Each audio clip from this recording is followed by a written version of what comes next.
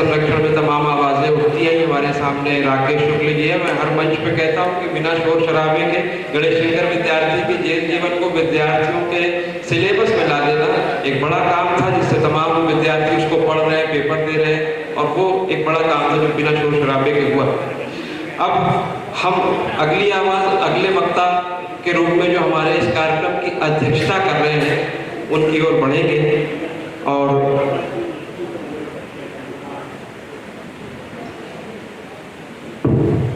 जैसा कि मैंने उनके अभिवादन में भी कहा था कि काकोरी केस में शामिल एक ऐसे क्रांतिकारी जिनके जीने के समस्त अधिकार छीनते हुए उन्हें सजाए मौत दे दी गई, और ऐसे अमर शहीद क्रांतिकारी अशफाक उल्लाह खां के हम नाम उनके पौत्र अशफाक उल्लाह खां 19 दिसंबर 1927 को फैजाबाद जेल में उन्हें फांसी दे दी गई। और क्योंकि प्रताप और गणेश शंकर विद्यार्थी का जिक्र आया तो मैं आपको बता दूं कि गणेश शंकर विद्यार्थी उस रास्ते में मौजूद थे जब अशफाक उल्लाह खां की लाश ट्रेन से लाई जा रही थी, और उन्होंने कुछ, शायद मैं गलत अगर हो तो मुझे माफ कीजिएगा, लेकिन जो मुझे याद आता है उन्होंने कुछ पैसे भी दिए थे कि इनकी मज़ार सबसे ज़्यादा सुंदर बनाई जाएगी। तो मैं ये समझता हूँ कि गणेश शंकर विद्यार्थी की ये अंतिम इच्छा थी कि अशफाक उल्लाह खां की मज़ार बने, क्योंकि उस फैसले के बाद कुछ दिनों बाद उनकी भी शहादत हो जाती है। तो ऐसे रोचक और ओजस्वी वक्ता जो देश भर में प्रख्यात है, जाने जाते हैं अपने भाषणों के लिए और सक्रिय रूप से भागीदारी करते हैं पूरे राष्ट्र में, अशफाक उल्लाह सर आप आए करो। धन्यवाद।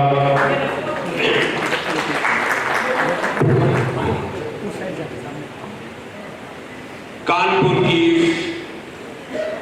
क्रांतिकारी सरजमी पर आज हम आप सब एक महान क्रांतिकारी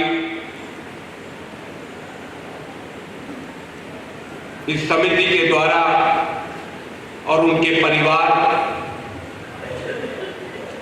और महान क्रांतिकारी परिवारों के जो आज यहाँ आए हैं, महान क्रांतिकारी सुरेंद्र पांडे जी को याद कर रहे हैं। मंच पर हमारे बीच में न्यायमूर्ति आदरणीय अनिल वर्मा जी, जो बराबर मैं समझता हूं कई मुल्क में कई जगह, जैसा कि अभी कानपुर का जिक्र हुआ, अभी 23 मार्च को शहीद आजम भगत सिंह के शहादत दिवस पे हम आदरणीय वर्मा जी इंदौर में थे और आज फिर यहाँ हैं।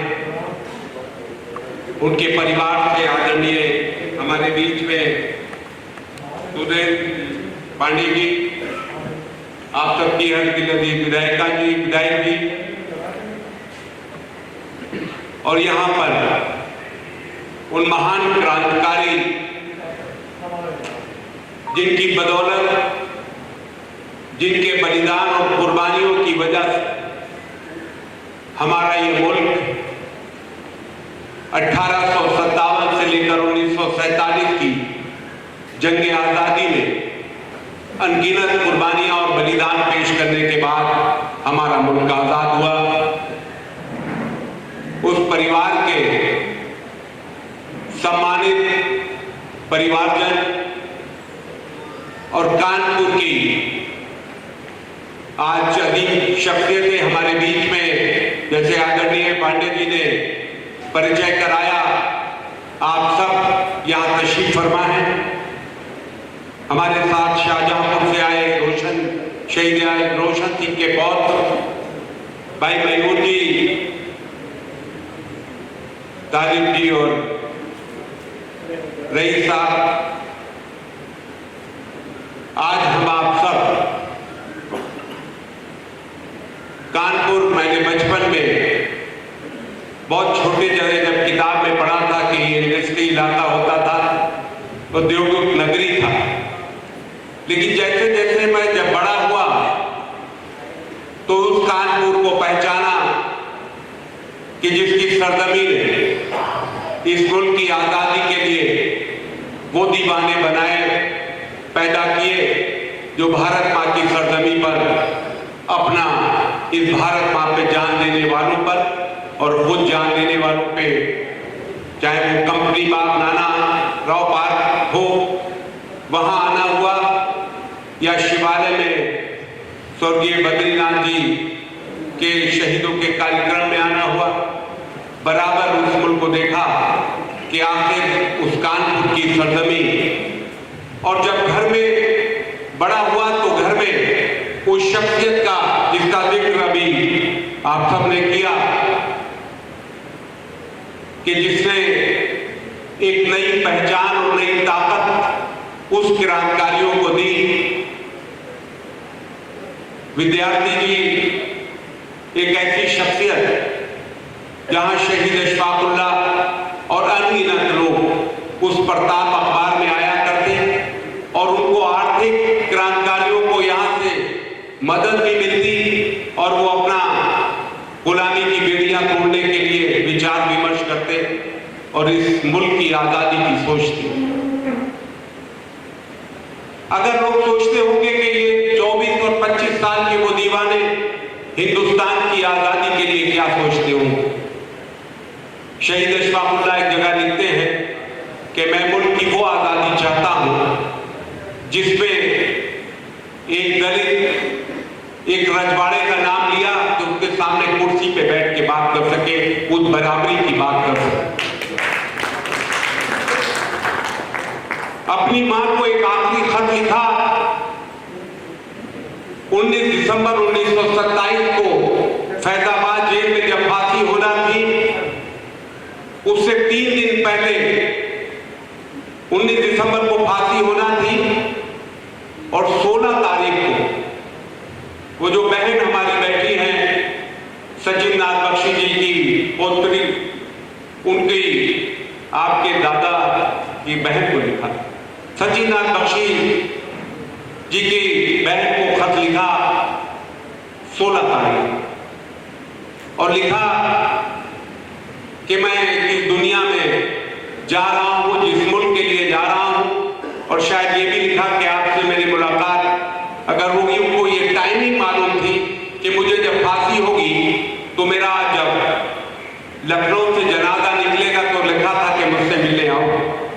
और अपनी मां को एक खत लिखा कि ऐ दुखिया मां, मेरा वक्त बहुत करीब आ गया है, मैं इस दुनिया को अलविदा कह के दूसरी दुनिया में चला जाऊंगा, फानी हो जाऊंगा, लेकिन आपके लिए बड़े दुख और तकलीफ की बात होगी। मैंने सुना है कि जब मेरी पैदाइश आपकी गोद में हुई थी तो लोग आपको मुबारकबाद देते थे और आप ये कहा करती थी कि ये ईश्वर की अमानत है, अल्लाह ताला की अमानत है। अगर वो अपनी अमानत इस मुल्क के लिए मांग रहा है तो उस अमानत में आपको खयानत नहीं करना चाहिए और इस मुल्क को सौंप देना चाहिए। ऐसे वो लोग जिन लोगों ने ख्वाब देखा था इस मुल्क की आजादी का, वो लोग जिन्होंने उस गुलामी की बेड़ियां तोड़ने के लिए क्या नहीं सहा था,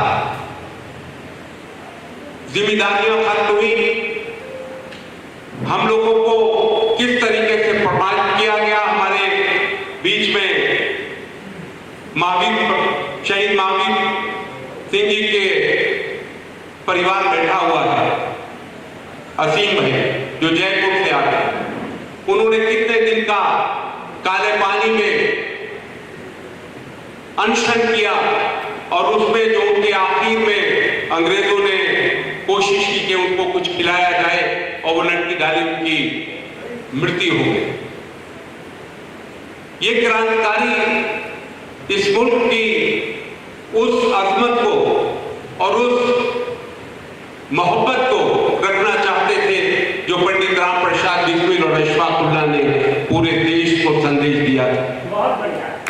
पंडित राम प्रसाद बिस्मिल एक पक्के आर्य समाजी थे, उनके पिताजी शाहजहांपुर के आर्य समाज में थे और वो आज भी कक्ष मौजूद है जिस कमरे में शहीद अशफाकुल्लाह और विचार विमर्श करते इस मुल्क गुलामी की बेड़ियों के तोड़ने के लिए।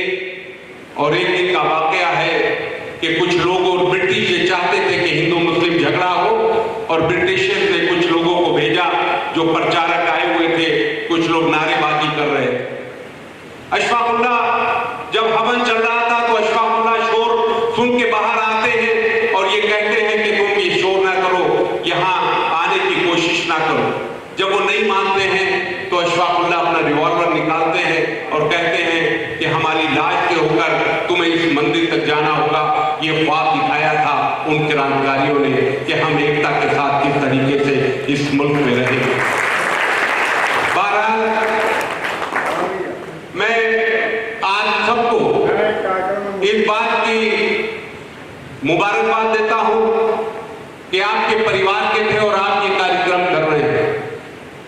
मैं भी शाहजहांपुर में जब मैंने प्रोग्राम शुरू किए थे तो मैं ही करता था, लेकिन शायद ये पूरे देश का दायित्व है कि शहीदों पे प्रोग्राम किया जाए, ना कि उनका परिवार है। हमारे वहाँ शायद आप लोग जानते हो 1857 के क्रांतिकारी भी मौलवी अहमदुल्ला शाह जो फैजाबाद से लड़ते लड़ते शाहजहांपुर के पर आए। आप इस बात से आश्चर्य होगा कि 1857 में मौलवी अहमदुल्ला शाह से ब्रिटिश हुकूमत इतना काफी थी कि उनके सर पे 50,000 रुपए का इनाम रखा गया और एक राजा ने उनका सर कलम करा के कलेक्टर के पास वो भेजा कि 50,000 का इनाम मिलेगा। उनका सर एक जगह दफन है, दूसरा जिस्म का हिस्सा पता नहीं। हम लोगों ने आज से 30-35 साल पहले वहां सफाई करके और कोशिश की थी। बहरहाल हमारा दायित्व है और हर एक भारतीय का दायित्व है कि हम उनके उस बलिदान को आज के नौजवानों तक ले जाएं, यूनिवर्सिटीज में ले जाएं, कॉलेजेस में ले जाएं, जिससे आज का नौजवान कहीं नाम ले भगत सिंह या क्रांतिकारियों का कौन क्रांतिकारी है वो ये कह ना सके। ये हमारा दायित्व है, हम इसको कोशिश करें कि हम एक साहब अभी हमारे वहां गुंटूर के आए थे आंध्र प्रदेश से। बहुत अच्छा लगा कि उन्होंने मुझे कुछ स्कूल के बच्चों के लिए वो चिट होती है, जो नेम की चिट होती है जो कापियों पे लगती है, वो नाम तो उसमें लिखने की डैश था, खाली थी, लेकिन उसके ऊपर क्रांतिकारियों के फोटो थे। मैंने भी वो शुरुआत की। मैं आप लोगों से गुजारिश करता हूं कि हम आज मोबाइल का जरिया है, हमारे पास सबके पास मोबाइल है, नौजवानों के पास मोबाइल है, कि हम हर एक ऐसे जयंती पर और उनकी शहादत दिवस पर लोगों को मैसेज भेजें कि जिससे आज का नौजवान जो और सब देख रहा है उससे हटकर इस देश की विरासत को, इस देश की उस क्रांतिकारी को जान सके। और वो परिवार जो आज एक महीना, राज भाई बैठे, राज त्रिपाठी जी, 1 महीने का प्रोग्राम बेबर में होता है। आप बहुत से परिवार बैठे हैं जिनके बुजुर्गों ने अपनी बहुत कुर्बानियां दी। मैं उनको सलाम करता हूं कि आप सब यहाँ आए। और अनगिनत लोगों को, बहुत से लोग ऐसे हैं जिनके परिवार में आर्थिक तंगी भी बहुत है। मैंने देखा है, हम लोग उन जगहों पे गए हैं, जो कर सकते हैं वो हम लोगों ने किया है। गुप्ता जी बैठे हैं, प्रोग्राम कई बार किया है यहाँ कानपुर में भी। आप सब लोगों का बहुत शुक्रगुजार हूँ कि आज मुझे इस जयंती का हिस्सा बनने की, हाजिरी होने का मौका मिला और आप सब बहुत दूर से आए। मैं यही चाहता हूँ कि जो उनके ख्वाब थे उस ख्वाब को हम जिंदा रख सकें, उनके विचारों को हम जिंदा रख सकें। और यही तो विचार थे कि जब पूछा गया था कि आखिरी आरज़ू क्या है, तो उन्होंने एक शेर कह दिया था कि कुछ आरज़ू नहीं है, कुछ आरज़ू नहीं है आरज़ू तो ये है, रख दे कोई जरा सी खाके वतन कफन में, इस देश की मिट्टी कोई रख दे, यही मेरी ख्वाहिश है, अंतिम इच्छा है। ये वो लोग थे जो कुछ नहीं चाहते थे, इस मुल्क के लिए चाहते थे। और गणेश शंकर विद्यार्थी जी एक ऐसा नाम जो हम पूरे देश में जब जाते हैं तो जरूर उस बगैर उनका नाम लिए हम कोई बात नहीं कह पाते हैं। जिन्होंने ये ख्वाब देखा था अशफाकुल्ला खान के फांसी के बाद कि मैं अशफाकुल्ला का वो मजार बनवाऊंगा जो उत्तर प्रदेश में एक मिसाल होगी। अफसोस वो नहीं रहे, लेकिन उन्होंने उस परिवार की जो मदद कर सकते थे वो की। और मैं समझता हूँ कि आज मैं ऐसे क्रांतिकारियों को श्रद्धांजलि अर्पित करता हूँ।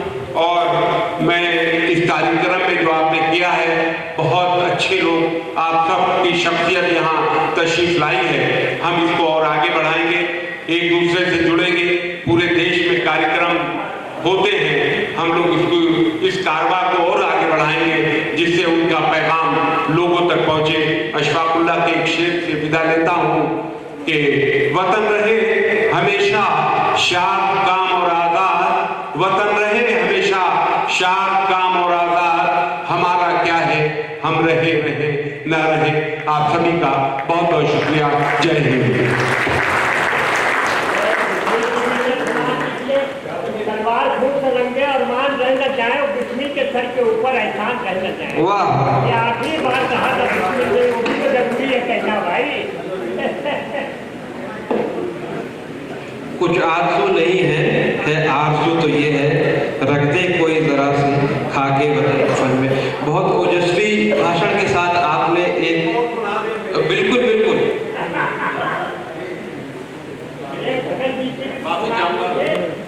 शहीद अशफाकुल्लाह और बिस्मिल जी कवि भी थे और बिस्मिल जी कहते थे कि फिर आऊंगा ऐ भारत माँ तुझे आजाद कराऊंगा।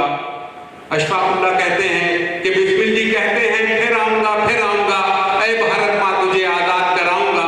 जी चाहता है मैं भी कह दूं पर मजहब से बन जाता हूँ, मुसलमान हूँ, पुनर्जन्म की बात नहीं कर पाता हूँ।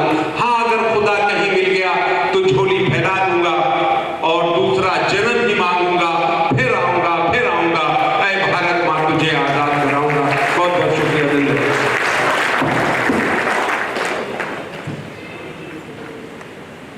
भगत सिंह ने भी आखिरी में कहा था कि मेरे दिखे वतन की उल्फत, मेरी मिट्टी से भी ये खुशबू वतन है।